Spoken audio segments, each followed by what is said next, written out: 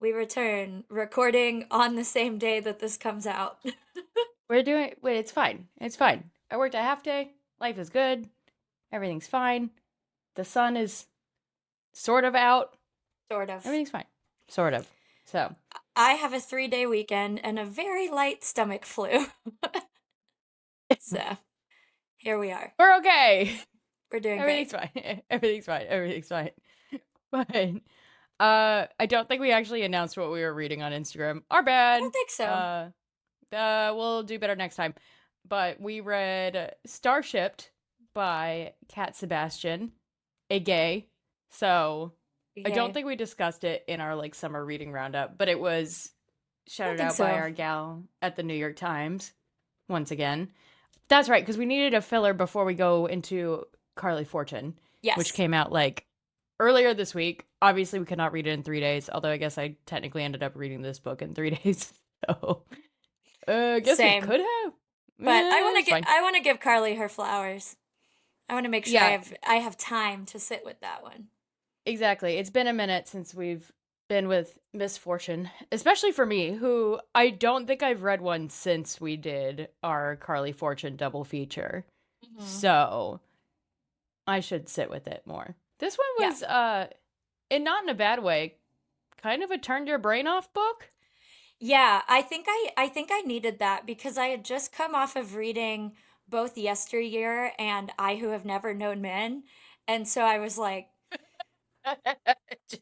Yeah. Okay. Yeah. so Heavy. so when I opened this up, I was like, excellent. Thank you. I also Yeah. didn't really want to think about the plight of women anymore, so it was nice to read a romance No between women. two men. Yeah, it was a really nice change actually. So so yeah, I think I was in the perfect like brain space to read this book this week. Yes. Before we get into it, should we read the blurb since we never have? Yes, do you have it pulled up? I can do that in just 1 second. I suggested it without having it pulled up. You were I saw you looking at your other screen, so I was like maybe she has it. Well, I read it on my Kindle, and love the portability of the Kindle, but when you actually have to, like flip through the fucking book, Yeah. real pain in the ass.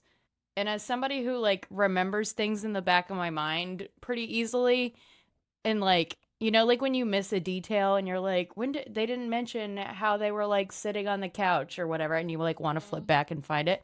Not ideal. Not ideal on Kindle.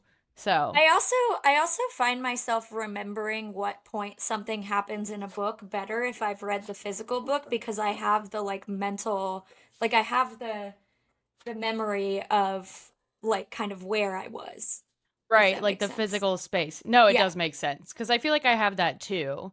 Like anytime I reread a Harry Potter, which actually has been a few years now, I can if I miss a detail, I will remember it and I will go back and find it just Yeah. because it's definitely the books I've read the most in my Yeah. lifetime. So, okay, but now I do have the blurb. Yep. So Read it see to that us. filler conversation we just had. Now I don't have to cut it out.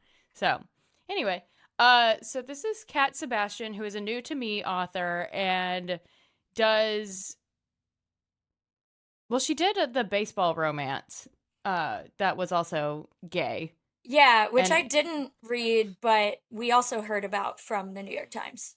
yes, it was called "You Should Be So Lucky," and I think we put it in a roundup like last summer.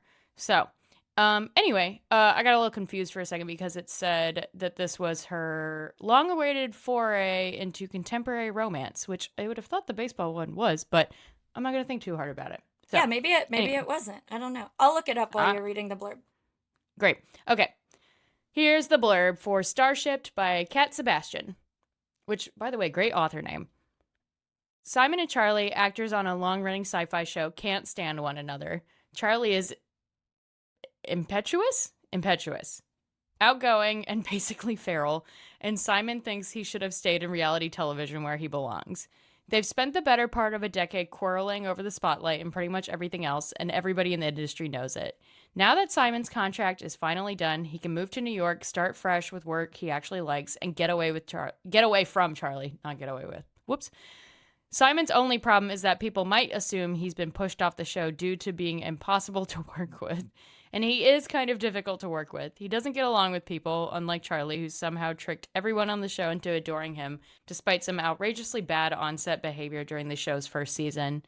Simon would rather never have to see Charlie again, but reluctantly agrees to stage a very public friendship during the short time before he moves. When Charlie has to leave town to deal with a family emergency, this means Simon comes along. Their road trip brings Simon to places he never would have willingly chosen to visit, Phoenix, and he finds he's actually not having a terrible time. The more he gets to know Charlie, the more Simon suspects he's underestimated his former coworker. Simon also realizes that after 7 years, Charlie might know him better than anyone ever has. Even stranger, Charlie seems to be starting to actually like him despite knowing him so well. Still, Simon is about to move 3,000 miles away, so whatever's starting between him and Charlie can't really amount to anything. Right? Okay, I've definitely read this blurb before, I just don't know if it was out loud. This blurb is really misleading. Yeah. Also, I looked it up, and the other Cat Sebastian book takes place in the 60s. Oh, okay, so it's a historical Yep. romance. Okay, good distinction. Interesting. Okay. Oh, also it does helpfully list the tropes, which we've got enemies to lovers, yes. Opposites attract, yes. Forced proximity, yes. Slow burn, not really. So, Really, no. I guess if you consider all the time that they've known each other off page, then right, but I yes. certainly don't. And they also don't have sex. Well, I guess they do have sex like later in the book, but they kiss, I think it's around like 40 something percent, if I remember correctly. They kiss and then they bang. Yeah, And it's like, yeah, like around 40%. yeah. So yeah, as Katie and I said before we started recording, this isn't a super plot heavy book. It's kind of based on vibes almost. Yeah, It's and it really reminded me of, and I'm obviously not just saying this because it's two men, but just the overall vibes. It reminded me a lot of Heated Rivalry in that there's sort of this like the book, not the show, but like it's sort of a workplace thing. Like mhm. it is highly based in like the public can't know that we're together, but maybe they can, kind of like will they, won't they, part of it. I don't know. The vibes felt similar to me. It's hard for me to describe, but it was reminiscent of that. Yes, the characterization, the I understand what you mean because the characterization of Simon and Charlie did feel very similar to Shane and Ilya to me. And of Yes. course I didn't read the book, but you've got Simon who's the very like anxious like character and then Charlie is the more rakish of the Mhm. two, perhaps Mhm. the bad boy, if you will. And yeah, I think like what I expected from this book was more more TV shenanigans, which I'm gonna Same, say yeah. I was looking forward to, but we only really get a little bit of them on the show before it like breaks for the season.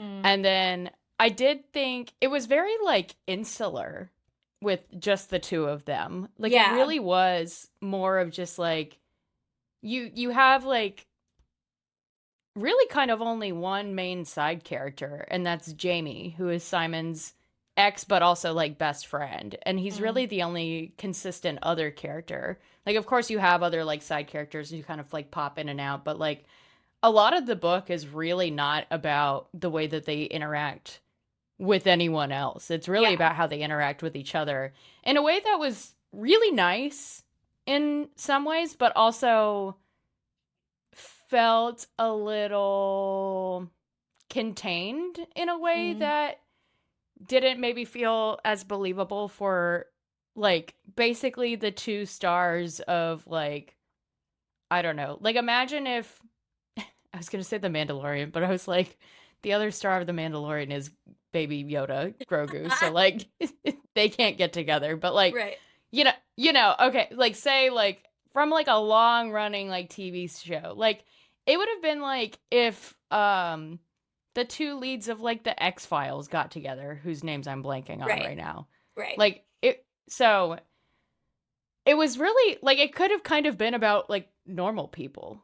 There wasn't a lot of conflict or plot points that had to deal with them being like big TV stars. You know what I mean? Yeah, it mostly just exists as the conduit for them starting to hang out. Right. Like it's so okay. Yeah, let's talk about the impetus of them hanging out together, which is that Simon is ready to leave the show, which is called Out There, which is I did find to be like a kind of silly but funny TV show title. And he's ready to go like work on this play in New York. So that's kind of what the blurb is like talking about with him like moving to New York. But when I was reading the book, I was like, oh, but he's gonna like move back to LA. Like I Right. didn't clock it as like a permanent thing. Like I don't know. So Yeah, maybe I wasn't paying enough attention. it felt way less about him leaving LA and way more about him leaving the show. Right. Yes. And so again, maybe I wasn't paying enough attention, but I had read that of like, oh, he just like wants to do something else. Like he doesn't want to be on the sci-fi show anymore. He wants to do other actor projects. And it in this moment it's him like moving to go to New York for a few weeks to like do this play or whatever. So, anyway, but I did not really like buy the reason for them to do like a fake friendship. I thought it was like kind of silly, but doesn't really matter. That's what we're gonna like move on to is like as they kind of say in the blurb, they're gonna be like, well, I think Simon is which like it is established immediately that Simon is an extremely anxious character with OCD diagnosed and severe migraines. So more migraine representation in our romances, which has at least happened like two other times of people with like debilitating migraines. So shout out to my fellow migraine sufferers. Thanks. Kat, I appreciate it. But anyway, so Simon kind of like has I think this worry that he will be labeled as like very difficult to work with, and they're like, well, we should like get lunch and stuff and like hang out publicly so people know we don't hate each other. And then Which this seems to me like if this was this much of a problem, it probably would have come up at some point in the previous 7 seasons of the show.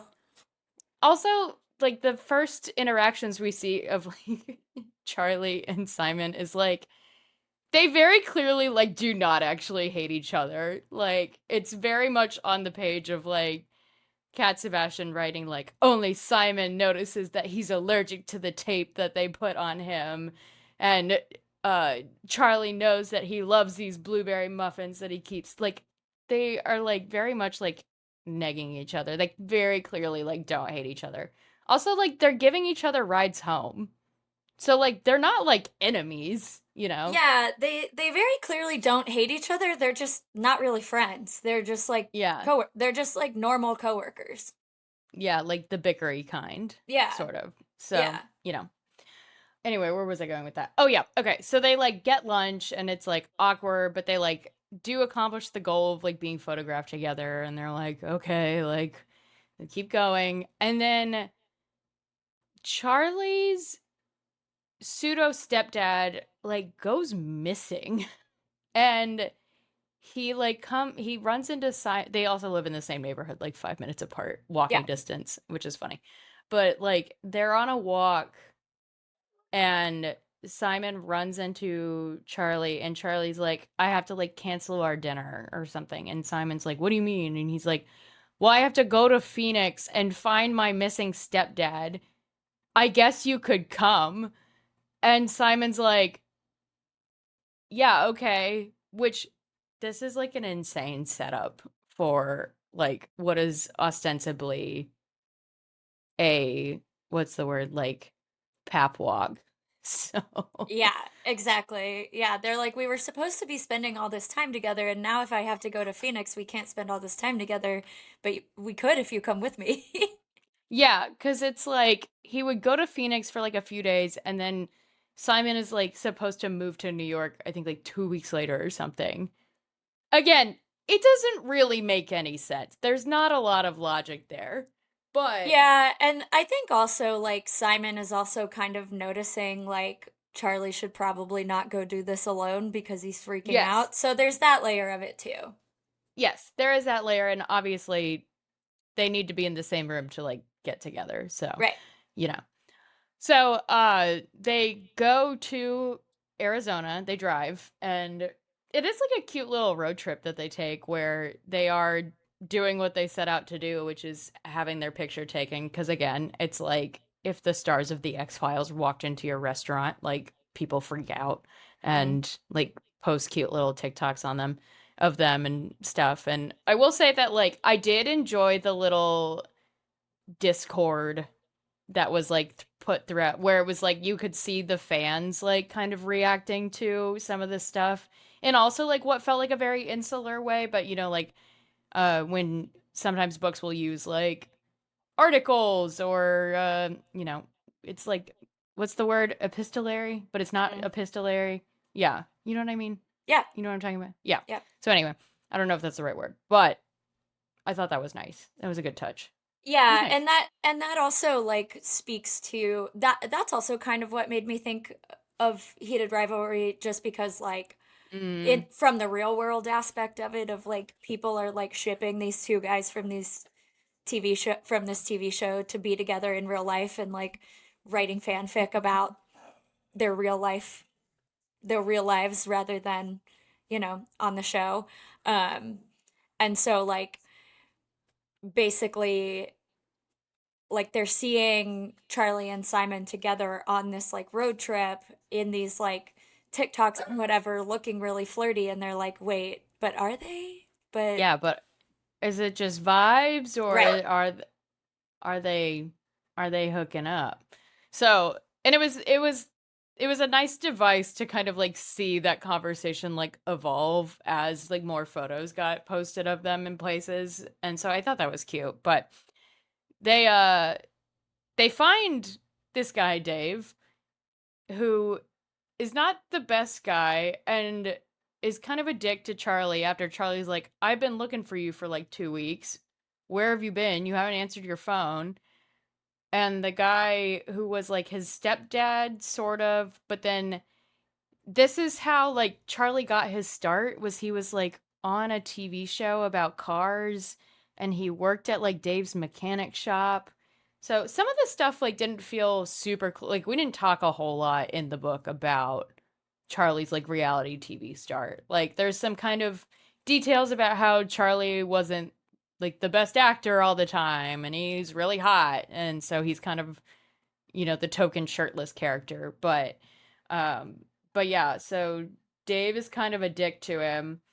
Simon later goes back and like chews him out, and then that's when they kiss after that. So, and then after that kind of like big thing happens, it really is like their relationship progressing through some other like events, but this is the main event of the book and it's kind of done by like 60%. Like Yeah, Dave I is think fine, the you other know, like important part of this here, though, is that like before, like around slash before when they find Dave, Charlie has a panic attack, so the roles are kind of mhm. reversed with him and Simon. So it's like these two kind of big moments happening at the same time. There's like the Dave stuff, and like, there's this like role reversal moment where like Charlie becomes the vulnerable one, and then Simon goes and like stands up to Dave, and that sort of like breaks down the walls for them basically to be together. Yes. No, exactly. Oh, I do have a fun question for you. So there's a few scenes in the hotel where they stay in Phoenix where they end up watching out there like Mm. together. And I actually had this conversation with a coworker recently of like, what is, maybe I also had it with you earlier this week. What is like the hotel show? Like when you're in a hotel, like what show do you always like see on and then you flip to? Because for me, it's like Friends or like shows I never watch. There's the thumbs up. Um, The video, the people watching this on video will see it. Thanks, FaceTime camera. Uh, anyway, as I was saying, it's like Mine's not doing it. Friends or like Naked and Afraid, which I don't watch. But do Yeah, you know what I mean? And my coworker yeah. was like, for me, it's Family Guy. That's a good one. Friends definitely because it is kind of always on. I also generally go like the Disney Channel route if I can't find anything else Mm. because like Bluey is generally on or like something like that that's just kind of like background noise. Um, SVU Oh, yeah, or that's a good whatever one. Law and Order happens to be airing. Criminal Um, Minds, if that's yeah, on. It's exactly. like, Those sorts of shows or my I love we were talking about this earlier this week. I love those fucking cop shows. yeah, the bootlicker shows and I True love them. TV. I was a big Uh, Live PD girl when it was on. Like, trust me, I know that these shows are problematic, but god damn, they're fun to watch. well, okay, I was explaining this to somebody also recently where I was like, Katie was texting me and Austin about these shows, and one is called, what was it? Seized at the Airport, Seized which at is the airport. exactly what it sounds like, It was and awesome. body cam. Seized at Also the exactly Airport, what it sounds like. yeah. Seized at the Airport, and correct me if I'm wrong, it does sound less problematic.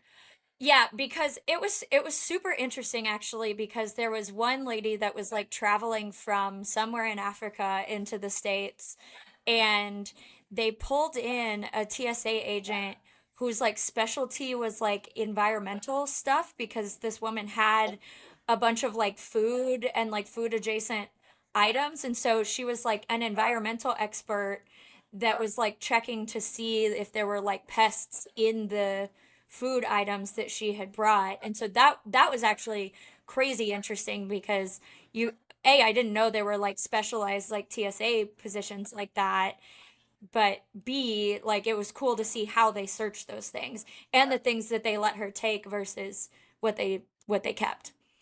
Okay, that sounds really interesting because I remember the first time like I flew out of the country and like coming back and I was like, get all that fruit and shit out of your purse. Like, you can't bring that back into the States.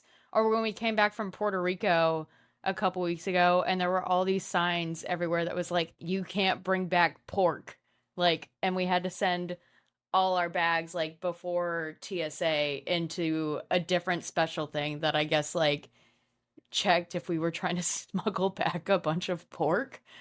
And I was like, I have a kind bar in my bag. Like, I'm allowed to bring that back, right? And Austin was like, yeah, it's like to make sure you don't have like a full leg of ham stuffed in your backpack or whatever. And I was like, this is really interesting, actually. So, Yeah, it was cool because this woman was picking all of the little pests that they ended up finding and putting them in individual little test tube things that then get sent off for testing.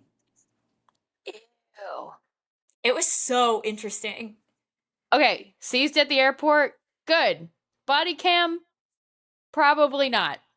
Body cam No. bad. Although I did get to watch a pretty sick high-speed chase in New Mexico. But then the guy Yeah. shot the cop, and so I had to watch Oh, that. It was yeah. horrifying. Where? What channel are these on? I don't know. I bought YouTube TV for a month to watch all of the rest of Summer House live because I can't wait until the next day. So I'm trying to get my $75 worth. And I don't know. This was just on. I'm like treating my house now like a hotel where I'm like, what can I put on in the background? Seized at the airport, Seized. obviously. So it It's had to have time for been, seized at the airport. I'm pretty sure it was the Discovery Channel or some shit like that. Well, I remember when, growing up at my dad's house, we used to steal cable from the neighbors somehow. My dad rigged it up. So, and it wasn't like great cable, but like we got, like 80 channels. And there were definitely summers where Hannah and I watched a lot of like True TV, which was previously known as Court TV. And it was always shit like that, where it was like cop chases and whatnot. And yeah, no, I'm sure like, I mean, there's a bunch of shows like Live PD, Yeah, But I mean, yeah, my dad whatever. and I watched Cops every week. Like we were like sat for like when does the new episode of Cops air? Like we were a Cops family. And I was like a child. I should not have been Yeah. watching that. Come to think of it, I wonder if that is why I now have the job that I have. You know, it might not be an insignificant part of your lore is cops. I'm You're just now watching. putting that together. Maybe I like covering crime so much because I watched Cops every week.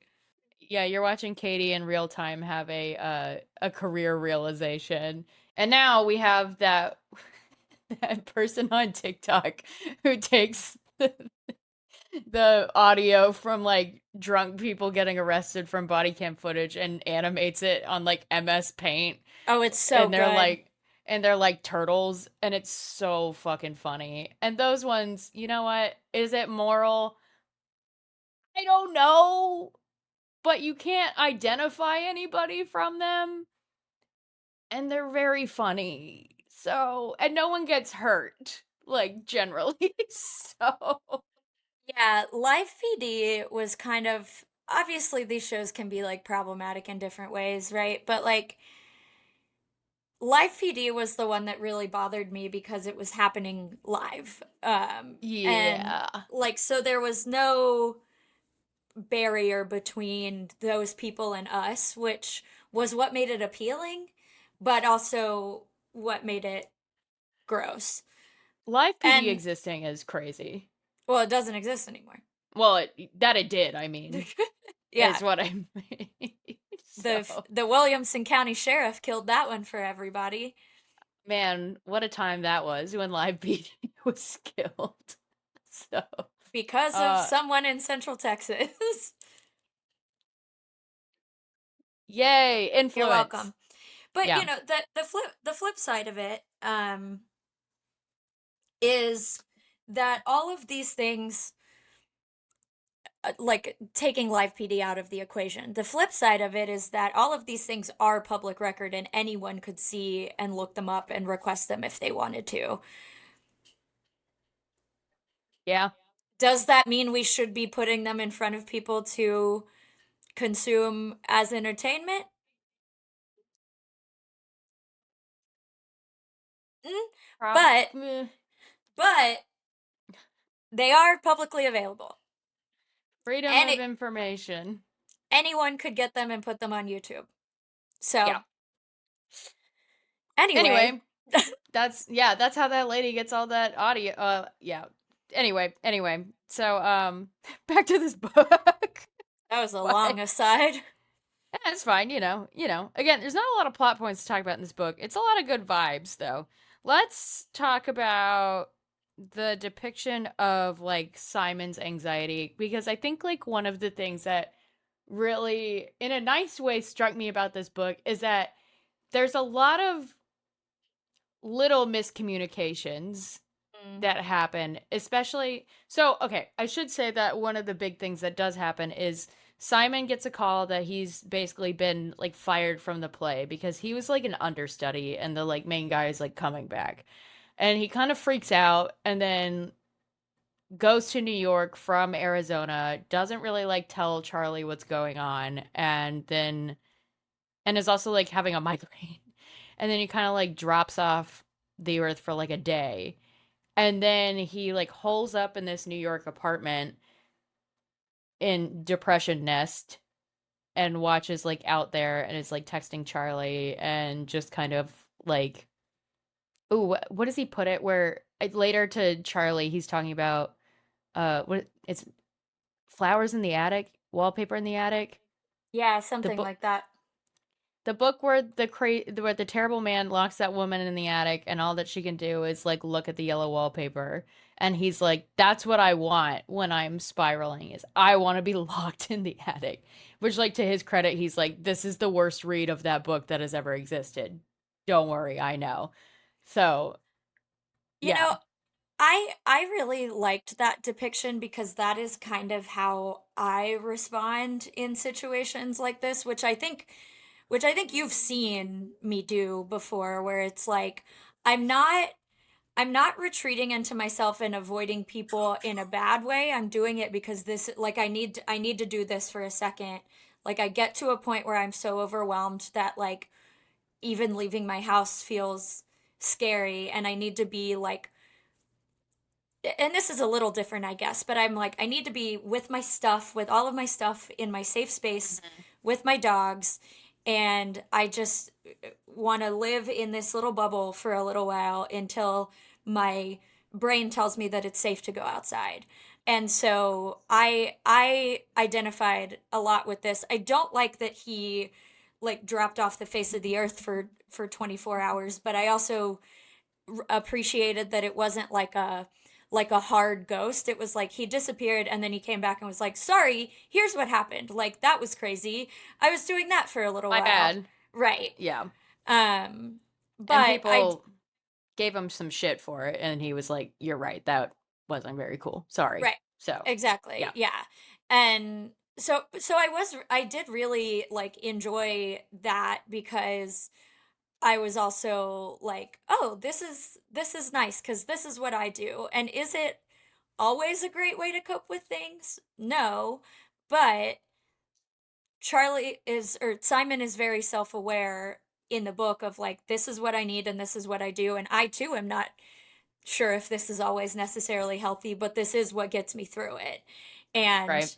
I feel like that's very much how I am about it too. I'm like, listen, I don't know if this is the best way, but I also don't have a better way right now. So this is what we're Mhm. working with. And I feel Sure. like I've told you that a bunch of times too. Like I'm not like avoiding people, like I'm not hiding from anyone. I'm not like pulling away. I just need to like hard shell around myself for a second and then I'll be okay again. Sure. Yeah. And I think it was one of the kind of journeys that Simon goes on individually in the book is accepting that people love and care about him and like want to help him with his things, like his OCD and his anxiety, and like want to be around him. Um some of that like shows up in like that he wants to be like taken care of both like as a partner romantically but also like sexually, which he has like some feelings about, and it's like a very vulnerable moment that he like has to talk to like tell Charlie like that's what he wants. And he and Charlie like do have very good like bitchy banter between each other. Like they do, like even when after they get together they like continue to like make fun of each other and like call each other assholes and stuff like that. Like I appreciate like that stuff that like their relationship was like built on in a way like didn't go away. It just has a different layer of affection behind it. And so, yeah, I thought that was like yeah, this book was really, I felt like, different than a lot of romances we read, in that there is so much. There's not like a big breakup. It's very like insular. So like Charlie ends up coming to New York to spend all this time with Simon, and it's very domestic. Like this, Mhm. actually a lot of this book is very domestic, Yeah. where it's them two on the trip together. It's them two in New York kind of like playing house, where Simon is like kind of still recovering from what, I can't remember the exact words he uses, but he kind of like tells Jamie like I had like a mental health crisis, like I had to just like go away. And that had been like going on for like a year. It wasn't just like, he got fired from the play and kind of freaked out. And yeah, and then they go back to LA together.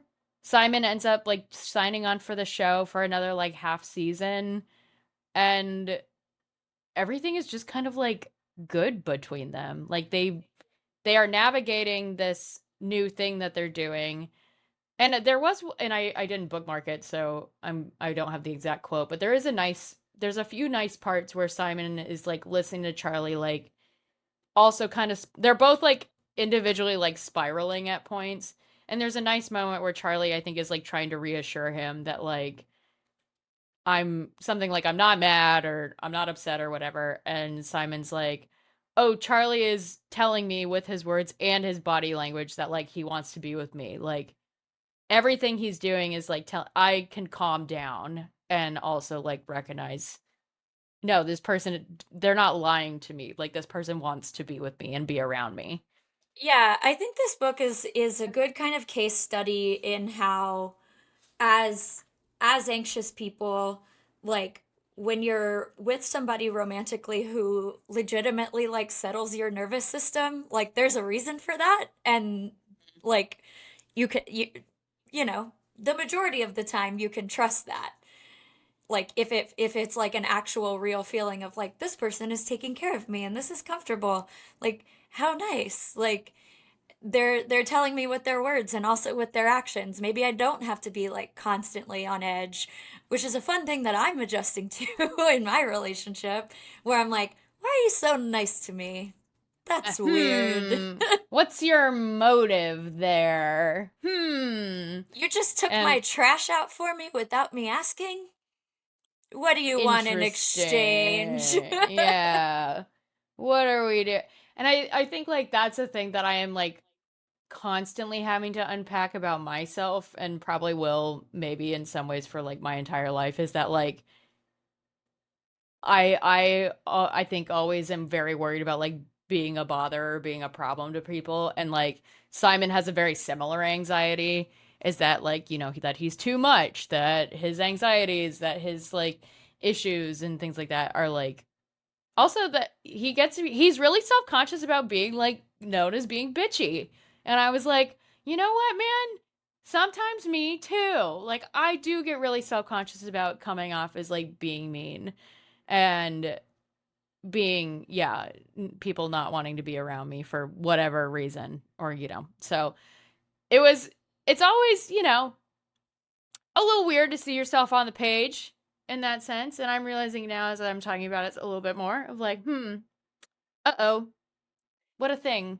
Well, and mine is a little less that and more just like, and I said this to Phil the other day, and I didn't really even realize I hadn't ever thought about it that way until I said it out loud, because we were talking about, you know, like he just got a new job and he's adjusting to that, and he's like, you know, like I'm making an investment into my own future, but also like if we have a future together, this is an investment in our future, and like we can take care of each other, and like I can take care of you and I have a more stable like income and lifestyle and whatever. And I was and we were having this conversation over text, which is not the right venue for it, but it was when he was at work and I was asking him like, you know, how things are going. And I was like, man, it is like so nice after 30 some odd years of doing all my fucking shit by myself that somebody else wants to do it for me or with me, or is like thinking about like we haven't even been together a full year, we're not even living together yet, but he's thinking about like, you know, if there is a future here, then I want to be able to like take care of Katey and take care of whatever our family life looks like, whether it's the two of us or more of us or whatever. And I'm like, no one has ever fucking wanted to do that for me. And wow, it is so nice to just hear somebody say that. And I didn't know how much I don't think I knew how much I needed that until I was in my marriage where I didn't have that, because I've always been very independent and like I don't need somebody to take care of me. And then when I was in a marriage where I was not being taken care of, I was like, but wait, I actually kind of want somebody to take care. Like I don't need somebody to take care of me, but I want somebody to want to take care of me and to offer me help. And I've told you this before, and I think I've said it on the podcast before. A big part of me realizing that I wanted that was watching you and Austin together and how well he takes care of you and how well he takes care of all of us and me and the rest of the girls and your family and everyone you love by extension, that I was like, oh, like Abigail is an independent person and she can be taken care of, and both of those things can be true and they don't negate each other. And it wasn't until, yeah, like a few days ago when I was like, wow, it is I have wanted somebody to say that to me for almost 35 years, and it is really nice to know that like I don't have to do all this shit by myself. And obviously I know I have you and Austin and all of our people, and it doesn't have to be a romantic partner, but it is really nice to hear a romantic partner say that. No, absolutely. And like, yeah, and one, yeah, of course. Like we're both like very independent people, and like, I'm very self-sufficient, and as are you, and like we don't necessarily need those things all the time. And it does, like, when you realize you want it, there is, I don't want to say like shame about it, but like as like an independent person, and I'm sure this is probably like something, or I don't want to put words in your mouth, but I would assume this is something that like you went through of like, oh gosh, like why do I want this? And like, is that like a fault of mine? Maybe I'm speaking for myself here. I actually don't know. No, But totally. Because, like, I think one of the things we pride ourselves on is being independent people and taking care of ourselves. And so taking that layer away, it's like, oh God, that's kind of embarrassing that yeah, like that it's like a weakness in some way, even though it's not, but it feels that way right. at first. And I think like, and I think I feel a lot of this insecurity, honestly, sometimes more in friendships than I do with Austin, where I think like I, Austin and I kind of in our relationship, like very immediately went through some crazy stuff because like we started dating January 2020. So, you can fill in all those blanks of worldwide pandemic immediately entering like our romance. But I think like a lot of, and he can reassure me all he wants, and friends can reassure me, and I will do the same for them. Like, uh, I remember reassuring a friend of ours going through a really difficult thing of like, her being like, I am so sorry to like ask this of you. And I was like, no, no, no, like it is a joy to show up for you. Like we want to show up for you. And that is not something I usually allow myself to accept. And then when my dad died, I had to like speed run that, where I remember having to, just like go that day. And I think this is like really when I saw it and had to like force myself to understand it and accept it in both my relationship with Austin and my relationship with you and all of our other friends, was that like, oh no, these people want to show up for me, and you need to just like let them and also accept it, and not spend your energy spiraling about this, because one, you don't have the brain space for that. You have the brain space right now that you need to like process the fact that your dad is gone. And so like like the day my dad died, like being at my dad's house with my family and watching Austin like go to like AARP's website and like do all these like logistical things that like need to be done when somebody dies that you have no idea about. And then also, while knowing that you guys are back home, like coordinating with my dogs, and also like calling and checking on me, and like it is like, and you want to show up for people in that way, and you want them to show up for you in that way. And when you are somebody who has had to be so self-sufficient in a lot of ways for a long time, and don't, you know always know how to accept it, it is like an interesting moment where you're like, oh, I do have to do this now, and this is fine, and this is good, and like, let them, it's all right. Yeah, and it's interesting too because that has always been the way that I like, if we want to classify it as a love language or whatever, like I don't know, but like that is always I'm not great at checking in on people like verbally or like knowing how to ask how people are Mm-hmm. doing or like and that's like a weakness of mine, but what I am good at in a crisis is the logistics and being like what needs to be done, can I do the dogs, can I do this, can I do that? And so it's it's funny to like know that about myself. I've always been that way. Always. And it's funny to know that about myself but still not let people do that for me. Yeah, yeah. I wasn't going into this conversation expecting it to be more this introspective, perhaps, but I also I was like, because I thought a lot about the caretaking aspect of this when I was reading this book, and maybe it's because it I was reading it the same day that I had this conversation with Phil, and so mm, it was fresh on my mind. Um but yeah, I feel like I'm a little bit the opposite of you, where I have a harder time asking my partners for help than I do my friends. Like it doesn't bother me to ask you guys to do something for me because it doesn't, maybe it's because it doesn't feel like rejection if you guys have to say no for whatever reason. Like it feels maybe lower stakes. I don't know. That's so interesting because I feel the flip where from a friend, if they can't, I feel more rejection. And I think that is more of like, I, you know, well, I've also just had very different like romantic relationships. Obviously, a lot of mine were like super long term. Like, Mm. I, and some of them like ended like very amicably, I guess. And then I've had like more tumultuous, I think, like, or more like heartbreaking like friend breakups. And Sure.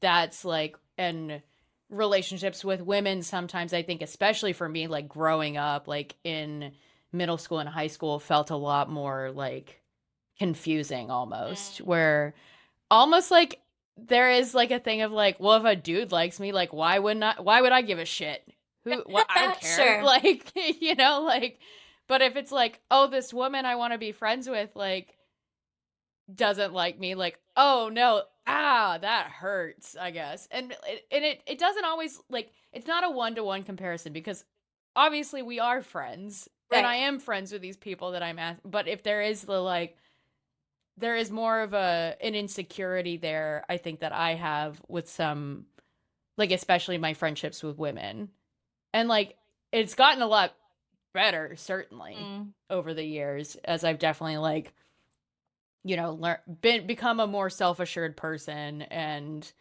gotten more comfortable having like harder conversations with friends and also just like better friendships too. Right. Like, that's something you grow into. But for me, that was like a bigger insecurity. And then for you, that does make more sense. I mean, you were in a marriage where you weren't getting those things. And when you did ask for them, it was rejection. Exactly. And So, I yeah. had like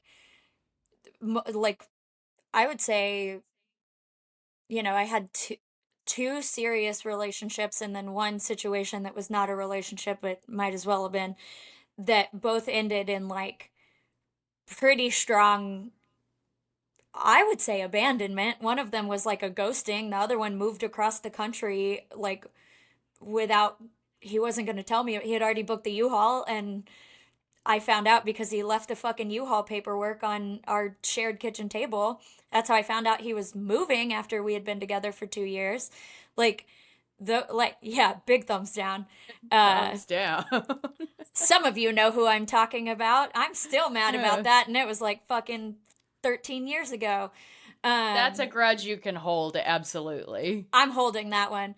The other one was like a guy who got back with his ex-girlfriend when I thought we were officially going to be together. Like I had some pretty like hard rejections from men that I was already like deeply romantically involved with or friendship involved that I cared about very deeply, and I had some really intense shit to work through when those things ended, and then obviously the end of my marriage. So it's like I romantic relationships feel a lot more fragile to me because of how my previous romantic relationships have ended.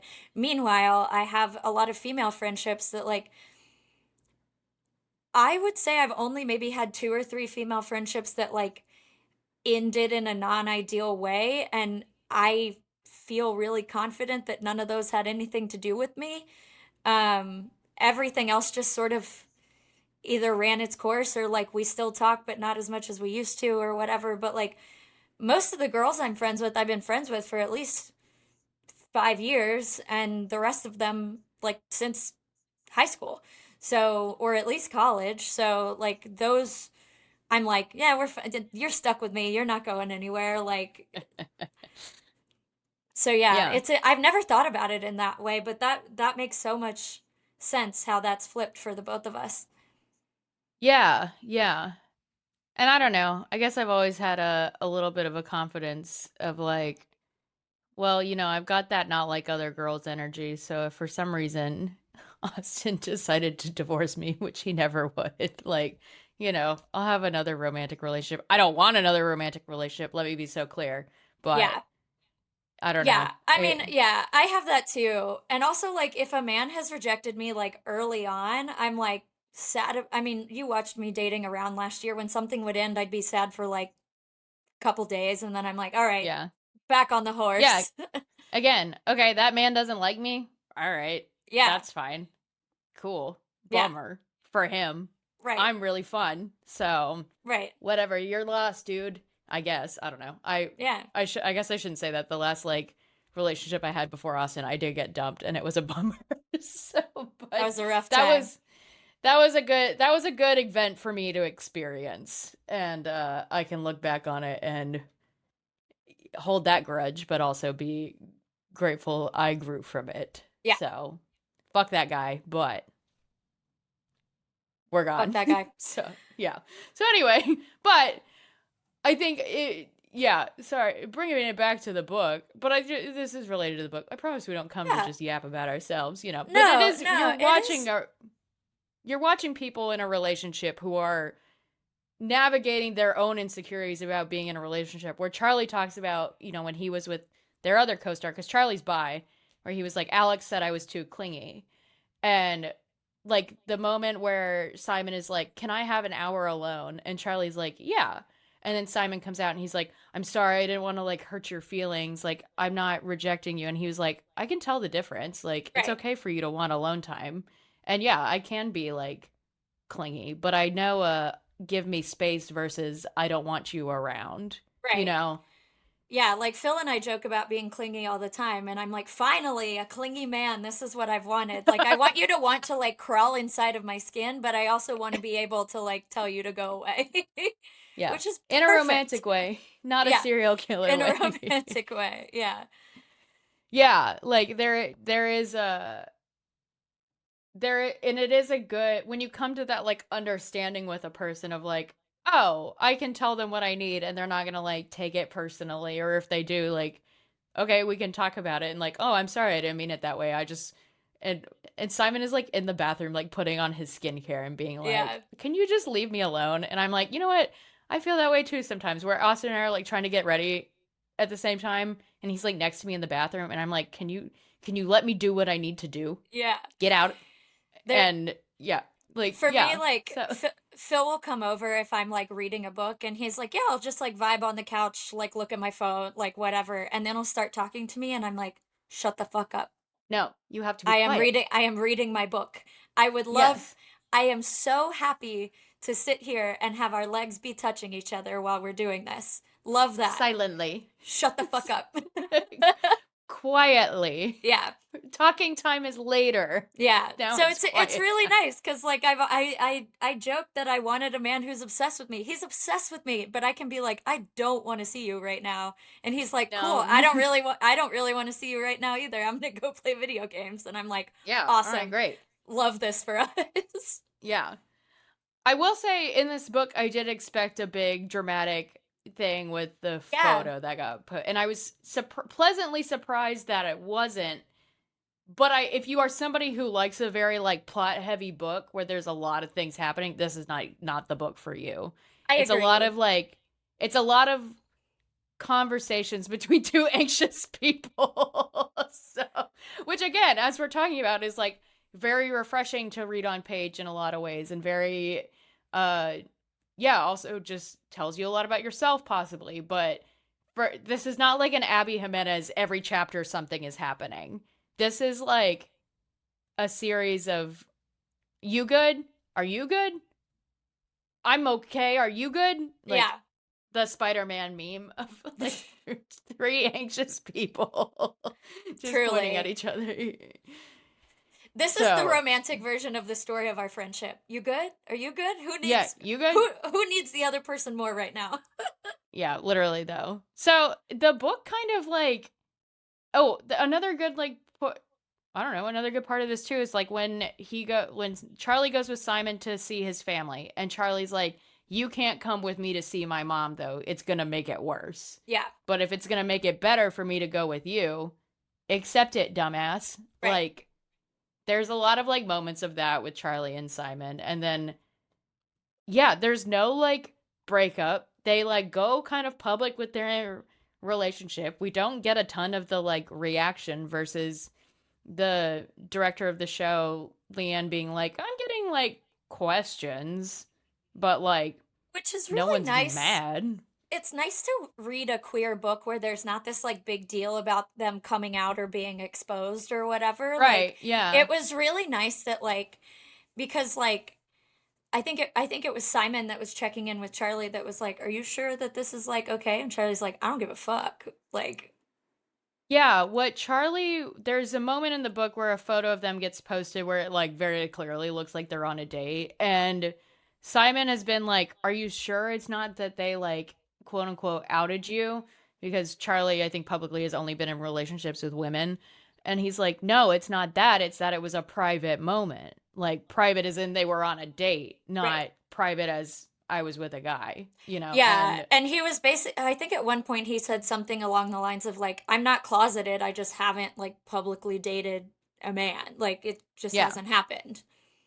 And so then when they do kind of like decide that they're together, yeah, like no one is weird about it Yeah, in a way that at times did not feel realistic, but like even like they're in like not even like it certainly didn't want any like rampant homophobia in this book. More so of like I thought there would be like more drama with the co-stars or the right. director or but like the scenes with Simon's family are very nice where they're always like there's like tension there, but it's because of like Simon's relationship with them that has nothing to do with him being gay Right. and you know like some other stuff. So yeah, and then the book honestly kind of ends with this like really nice like domestic scene of them going to like pick up lobster rolls and like talking about their futures together. And like that's It's it. very cute. Yeah. That's This it. was just like the I think the best thing I can say about this book is that it was just like it was just so nice. It was so nice. It like yeah, I enjoyed reading it. Yeah. It It will was not just a be a nice little reread. read. Yeah. Yeah. It will not be a reread for me. And in some ways, it is almost because of Simon's like little depression spiral. And also, I feel like mine is a little of the opposite, where some of that stuff felt like claustrophobic to me. Where I think when I am like dealing with something, my instinct a lot of times is to just like go about my day and like white knuckle through it when I can. Yeah, And and so it you was, generally want company too, whereas I'm like yeah. fucking nobody talk to me, please. And so it was like I was like reading all these like really nice scenes of like them in the apartment where it was like but the one that like kind of like almost got me and this isn't a criticism of Cat Sebastian the characters or even the book where it was like Charlie goes to the gym and he like comes back and he's like what do you want to do and Simon's like I don't want to go anywhere I've been sleeping all day and they're like okay and it's like guys, you don't want to do anything. You don't want to like. I feel like in those, I don't know. That was just like a different. My domesticity is not as homebound. I joke about being a Yeah, homebody. I'm not really a you're homebody. not. I am like I'm like a home city person, a city body. Yes, I don't like to travel. I love my spaces very much, and that includes like my home. right. Um, but I like to be out and about, I I'm guess. a homebody. Yeah, you are more of a homebody. I want to be in my Yeah. home We were just 90% of the talking time. about like if Katie's out, she's down for whatever. But the struggle is getting her out. So Exactly. If and I'm then out of the that's house, I'll fucking shut the yeah, bars down, but you she's got to get good. me to leave the house But first. and Katie often needs like at least 24 hours notice. Yeah. There's not as much spontaneity, Yeah. which is fine. Y'all know, yeah, Different yeah, you get how I yeah, operate. yeah, it's fine. It's just less of a we're gonna go do this thing. Is Katie gonna come? We'll see. Depends. We'll If see. she feels like putting pants on, maybe. And how close it is to her house, maybe. Yeah, So I'm also pretty good at anticipating where my energy levels will be on a certain day. Like earlier in the week when you asked me if I wanted to do something yesterday, I was like, we have social things planned every single day leading up to that, so I'm gonna guess that the answer is no. which was completely fair. Katey and I had an insane week of concerts, and it We was did. awesome. We did. Where it We was had an like awesome week.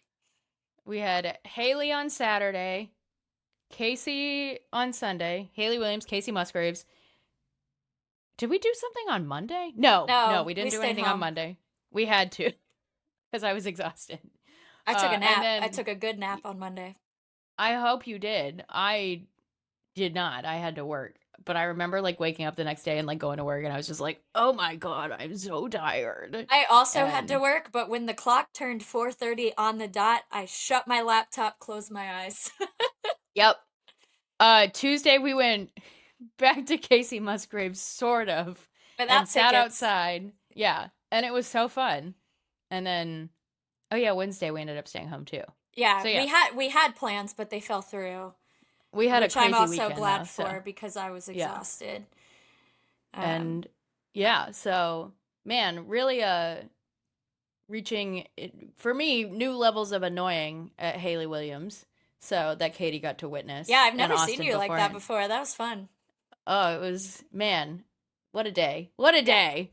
And then I realized, wow, I've spent a lot of money on concert merch in the past like 10 days. So, Yeah, when I was booking stuff for my Italy trip earlier, I looked at my credit card statement and I was like, that's none of my business right now. I'm going to Italy. Click clack click clack. click clack, click clack. That's later Katie's problem. Oops. I got to No pick up some worries. freelance work this summer. Hit Katey up for your freelance audio needs Hit or me up. whatever. I need some dollars. Yeah, it's fine. It's fine. No, Yeah. but anyway, I don't know. Any other final thoughts about this book?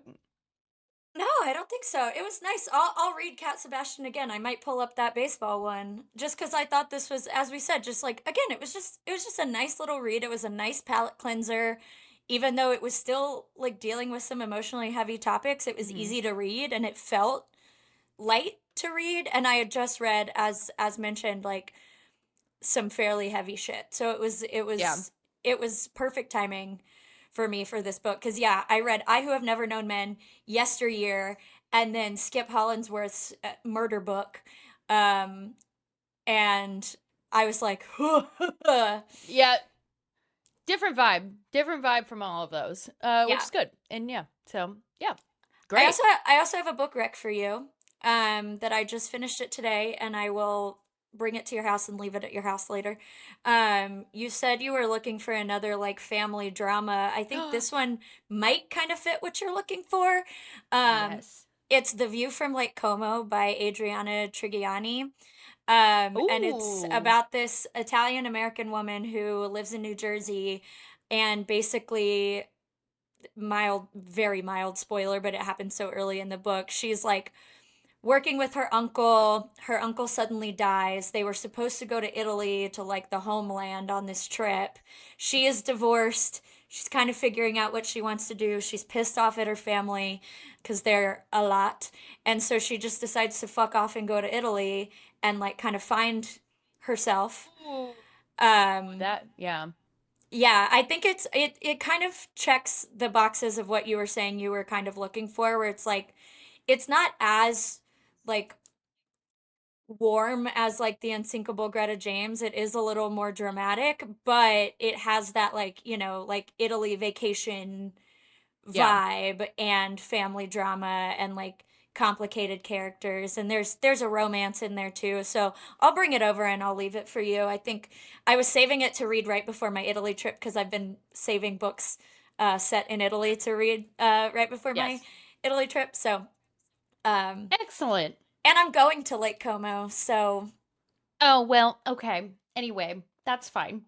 So, um what are you reading right this second? Or are I you am in between? actually I actually just today started a, would I call it a thriller or a horror? Probably a thriller. It's called Buyer Beware. It's by Catherine Ryan Howard. And it's sort of one of those books where it's like, is something happening in the house or is the house haunted? Which I I love that see. kind of book of like, is someone breaking in and doing shit, or is there a Is it supernatural element to haunted? it? Yeah. So I'm enjoying that. It's fairly short. It's less than 300 pages, so I haven't read like a thriller in I read a horror recently, but I haven't read like a thriller in a while, so I was just kind of scrolling through recent books on my Kindle and I was like, yeah, let's do that. Why not? Cool. Yeah. Great. What about you? I'm a fucking liar and I haven't finished Girl Dinner. So, for anybody, look, okay, as established, we had a very busy couple weeks. And I feel like I was in Houston Yeah. the week before. And then our concert extravaganza. So, I'm a fucking liar, haven't finished, whatever, it's fine. I did get okay. So in my book of the month, one, here's a good preview of, the things we're going to read. I have Our Perfect Storm by Carly Fortune. Great. Next book that we're going to do. Yep. I think we discussed doing The Shippers by Catherine Center since we haven't done her on the pod. Yeah, we might hit that So, this summer at some point. yeah, so I got that. And then I also got Annie Knows Everything by Rachel Wood. And I don't remember what it's about, but I remember I did the little preview and I was like, oh, I like this tone and I whatnot. Did you just read it? I just read that. I should have told you that I had it because I got it in my book of the month Oh, last month well, or whenever. But now we both have it. oops. Well, did you enjoy it? Yeah, it was cute. I went through it quickly. It was kind of similarly one of those that I was like, "Oh, good palate cleanser. I don't have to think too hard about it." But I liked it. I am also just like generally so behind on all of the books I feel like I've purchased in the last year. So I probably need to do a TBR tour again and start creating a new stack of stuff I need to read. So, Yeah, I reorganized. I have like I don't know if the people can see, but I have all these piles under here mm, under my bookshelf, and I finally reorganized them into like these are books I've read that I need to take to half price. These are books that here are romances I haven't read. Here like I still am working my way through my like divorced lady TBR. So I organized them not in the order that I want to read them, but I put them into categories, which helped me out a lot. But now that I finally caught up on my rewatch of Summer House, I'm not actively like binge watching any TV right now. So I this week I have read like I think I finished 4 books this week. oh, Yeah. great. I'm like Uh hauling. yeah, okay, yeah. I need to do a TBR tour. I don't The Pit is over now. The Boys is almost over. Obviously still watching The Valley, which I got dead dadded on The Valley this I week. know. I know. Which I was like, are you fucking kidding me? This stupid show? I cannot believe where Hannah and I text each other about when we get like jump scared about a dead dad subplot, which also happened to us on The Boys like 3 weeks ago. Ugh. And I was just like, all right. I mean, like, Nothing it is doesn't, safe. nothing is safe. Again, doesn't like super bother me, but with The Valley, I was just like, okay, man, All the that's fine. shows. Yeah. Of all the shows, which like Lala and Michelle have a wonderful conversation Yeah. about like losing parent. Like it's lovely and it's very like it's very beautiful. It's a very nice moment between the two of them. But it was like the end of the episode too. Yeah. And I was like, we're not going to end on them like screaming at each other. That's why I watched this dumb show. Instead I had to watch incompetent men and a dead dad conversation. Meanwhile, So, this week's episode of Summer House ends in them screaming at each other, perhaps worse than I've ever seen on this fucking show. all right. Uh, I'm still Ooh, you know what? Yeah, I'm going to go watch that while I pack for Abigail's on my season quick 1. She's got a journey Yeah. ahead of her. I think I'm almost done with season 1. I I think you are. think I I think you think are. so. Yeah. I don't know. Um, So, yeah, but I obviously have my things I'm watching on a week to week basis. I'm watching Rhode Island. I'm watching Summer House. I'm watching The Valley, but I don't have anything I'm currently like binge like ADHD fixating on. So I'm back in my reading phase. So I'm gonna like also because I'm like bursting at the seams with books over here. yeah. So I'm trying to read a bunch of my physical TBR so I can get them out of my fucking house and take them to half price or try to sell them on Instagram or Facebook Marketplace or something. Um, and like mail them to people. Like if you want some of my books, dear God, I will put them on the 50%. I'll make you pay for them, just not a lot. Not a And lot. cover shipping. But God, I gotta get rid of some of these. I feel insane. You know what? That's not a bad idea. Who wants a an authentic Katie Penchick book from her So background? some of them might be tabbed just for you. Aw, that is always nice when I borrow a book from you and I'm like, ooh, why did Katie tab this one? I wonder Yeah, if we're thinking the same thing. yeah, So it's a it little is peek fun. in your brain. So Yeah. anyway, Yeah, I gotta get through some of that shit. So that's on my agenda. I don't have anything to do this weekend or next weekend. the good news is it is almost summer reading season, and I am ready to take my little book to Barton Springs and flop in the grass and take my fucking watch off and turn my phone on D&D and roast with my little book and on That's the what cowboy pool deck. So, that's what I'm about to do at my apartment pool, even though the sun is not out. I just need to Blizzard, I think it's gonna be sunny next week. I think finally. We've I been think getting a the lot of sun's gonna rain. come out. It has been so rainy. Okay, no, partly sunny. I I'll hate it here. I hate I, it here. it'll come for us. Yeah, everyone remind us we said this in August when we're hot and angry. I'm So, not even gonna I'm gonna say it right now. I'm not gonna complain in August. I feel so crazy right now. I'm gonna take August in stride. I'm gonna love it. I'm not gonna complain. I will not make that same guarantee. So, I never realized how much of like a sunshine summer person I am until the past like 6 weeks because all of April was cloudy yeah. and I We've feel we crazy. I understand. We've been struggling out here. So, Yeah. the sun will come back someday. Not today, but someday. Ah, I hate it. Yeah. Okay. Well, next Anyway, we're reading Carly Fortune, so we have that to look forward to. and then don't know yet. But Carly Whatever Fortune next definitely for the summer. next one. Yeah. Whatever So, next summer one we want to get through. yeah. But anyway, that's that. Okay, bye.